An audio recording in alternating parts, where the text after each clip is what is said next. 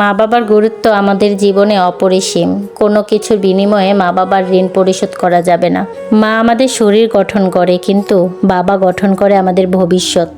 মায়ের গর্ভে 9 মাসের আশ্রয় আর বাবার কাঁধে চেপেছিলাম বছরের পর বছর। শুধু তার পরিশ্রম, ঘাম, দায়িত্বের উপর ভর করেই হাঁটতে শিখেছি জীবনের পথে। মা প্রতিদিন বিনা বেতনেই রান্নাঘরে কাজ করেন, আর বাবা মাসের শেষে কয়েনটাও আমাদের হাসির জন্য খরচ করে দেন।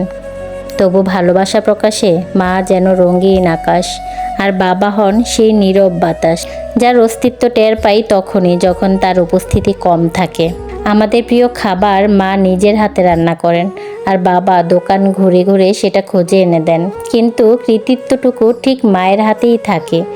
মায়ের ভালোবাসা চোখে পড়ে, আর বাবার ভালোবাসা থাকে মাটির নিচে শিকড় হয়ে, যা না দেখলেও বোঝা যায়।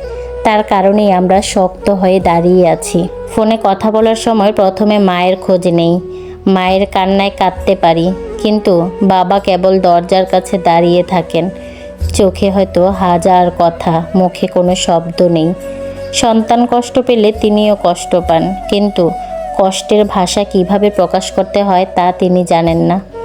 বাবা সকালে বের হন, রোদ, বৃষ্টি, ক্লান্তি উপেক্ষা করে ফিরে আসেন রাতে। শুধু সন্তানের মুখ দেখেই প্রাণ ফিরে পান তিনি।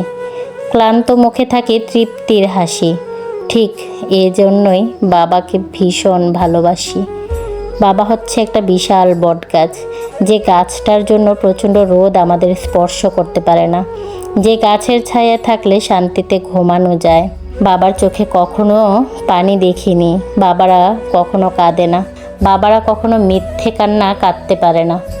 বাবাদের চোখে যদি কখনো পানি আসে, বুঝতে হবে খুব কঠিন আঘাতটাই তিনি পেয়েছে, যার কারণে ওনার চোখে পানি।